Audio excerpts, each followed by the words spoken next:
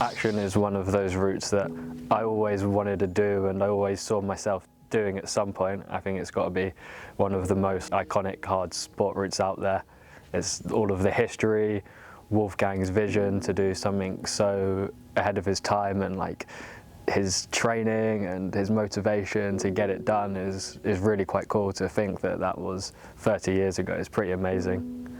And then I think when I came here and actually saw the route, I just wanted to climb it even more because it's like a really beautiful location. The rock's amazing. It's one of those routes where kind of what you see is what you get. There aren't any tricks. There's no hiding. Like, you need to have strength and you need to have power, and you have to be able to hang on monos.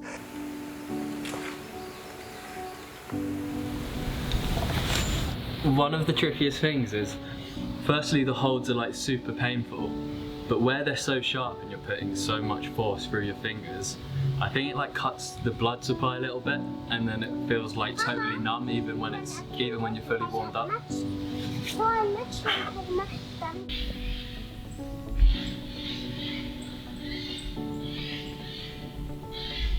I first came out to the Frankenjura in June or July, hoping that I'd be able to climb on the route. I know summer can be a little bit hot, but it was really hot and it was way too hot, and I ended up climbing in Switzerland and like sort of quite compulsively checking the weather to see if I would have a chance.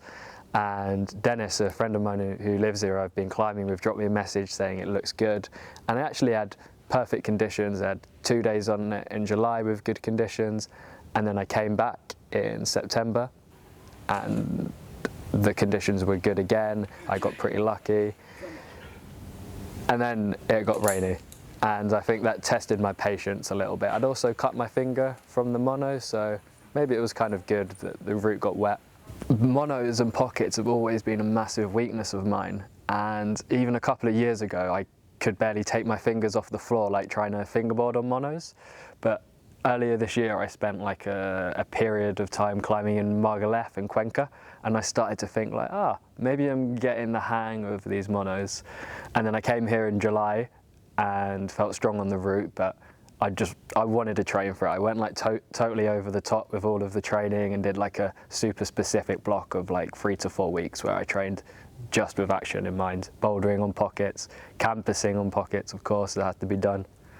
I ruptured a pulley just over a year ago, and I made a pretty quick return to my climbing. I started loading it quite early, and that healed up quite nicely. But when I actually came in July, that was kind of like flaring up and I was getting a little bit of pain on the finger.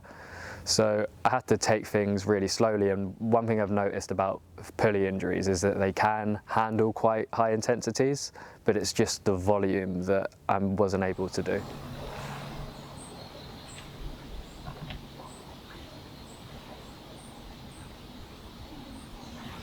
So the route starts off with maybe a 4 or a 5, and then you get to like an awkward resting spot where you can crouch, chalk up a little bit, and then straight away you put your finger up into this sharp, shallow mono and do a huge dyno to this 2-finger pocket.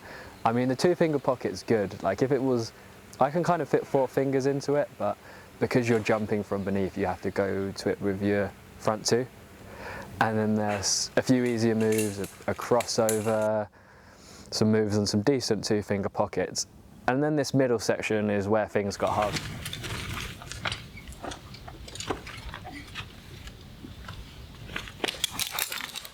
This section seems to be like causing me the most issue. I think for a lot of people the crux is the first move, like a big jump, but there's like this sketchy heel hook here, and I can't seem to work it out.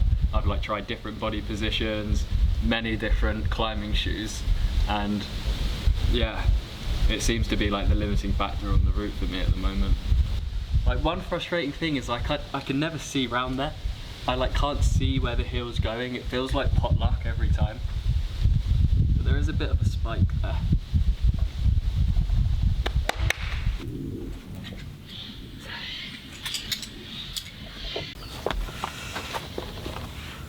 You sure you have enough shoes?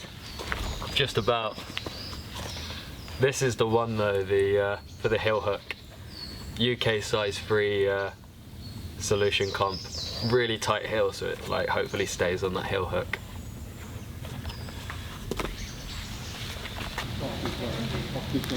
Yeah, so the hill goes on this spike, but sometimes it just sticks and it feels like totally easy, and then other times it just like rips off and I have no idea why. I think some people also do a toe hook, but I've not made that work. Okay, I'll try it. Okay. You're on?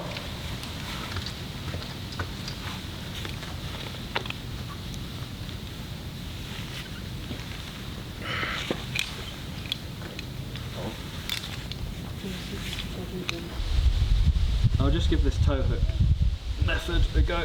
Okay, touch the slack.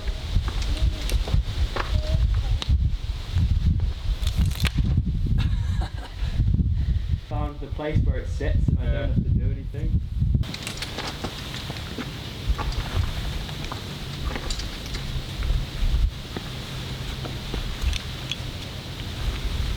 Most of the sessions on the route I'd had been really positive. It was always dry, the conditions were good, I was psyched, but I was in a bit of a stroppy mood that day. I think I turned up, the holds were wet, I expected them to be dry. I couldn't use my middle finger in the pocket, so I had to do the first move off my ring finger, which felt pretty uncomfortable. And on my first red point, I had a bit of a nasty surprise when I realised that some of the hand holds were wet and I had to sort of adjust my sequence on the fly. The foot holds were wet. And then on the final ascent, I can't say it all came together, I think it all fell apart, but it was one of those proper battles. Like, yeah, I couldn't get my fingers right in the pocket, my feet were slipping off, but I made it up there and it was a good fight. I think it was well deserved.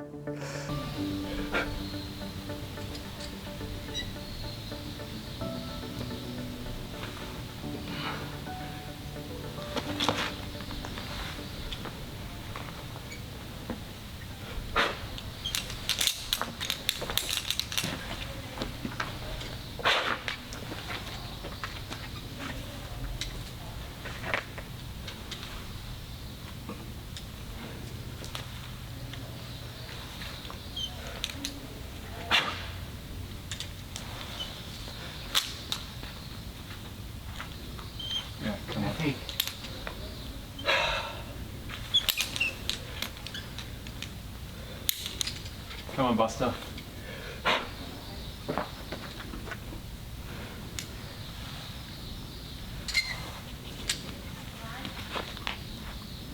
Come on, mate.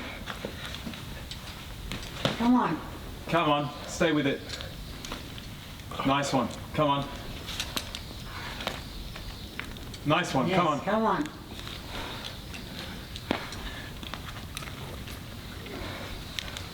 You got this. Come on. Yes, come on. Come on, mate. Easy. Easy. Come on, mate. Come on. Nice.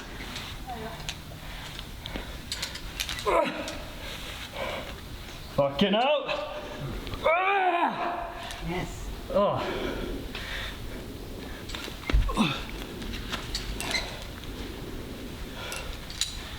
Oh man.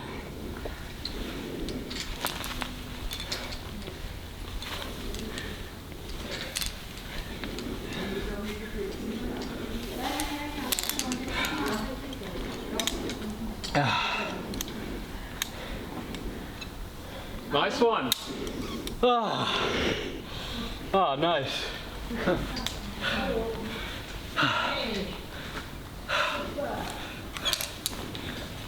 Oh, nothing went right there at all. I cut loose. I got one finger where I usually get two. That was a proper fight. Solid, man. Oh, thank you very much. Nice work.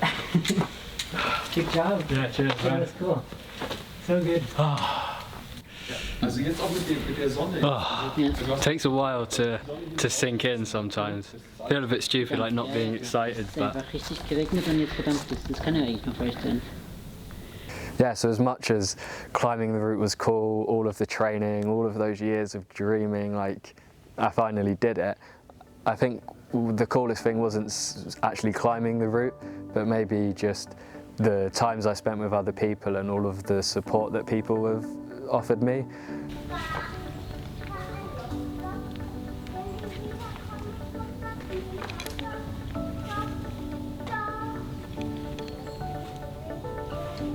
As much as Hubble and Action Direct both have a similar sort of place in history, they were both routes climbed in the early 90s by pioneers in sport climbing who really pushed things forward, Ben Moon and Wolfgang. I don't really see the need to make like much of a comparison in terms of difficulty.